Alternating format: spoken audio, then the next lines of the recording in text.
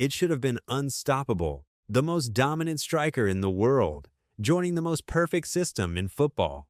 Zlatan Ibrahimovic under Pep Guardiola sounded like a guaranteed success. But instead, it turned into one of football's most explosive clashes. Because this was never just about tactics. This was ego versus control. Zlatan arrived at Barcelona as a king. At Inter, he had ruled everything.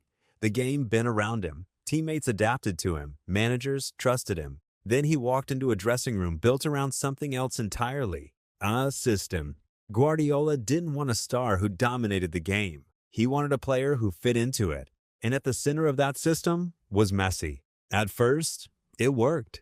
Goals came, performances followed, the numbers looked strong, but something didn't feel right. Zlatan wasn't the center anymore. Positions changed, roles shifted, and slowly, the man who once controlled games started to feel controlled. Then came the moment everything turned. Guardiola adjusted the system to unlock Messi even further.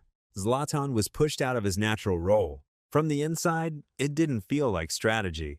It felt like betrayal. Because when a player like Zlatan loses importance, it doesn't just affect form. It hits identity. Tension grew.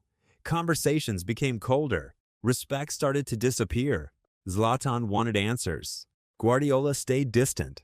And in that silence, frustration turned into something much bigger. This wasn't just a disagreement anymore. It was a collision of philosophies. Freedom versus structure. Power versus control. Two figures who could never fully accept the other. And when it finally broke, it broke completely. Zlatan left after just one season. One of the most talented strikers in history. Pushed out of one of the greatest teams ever built.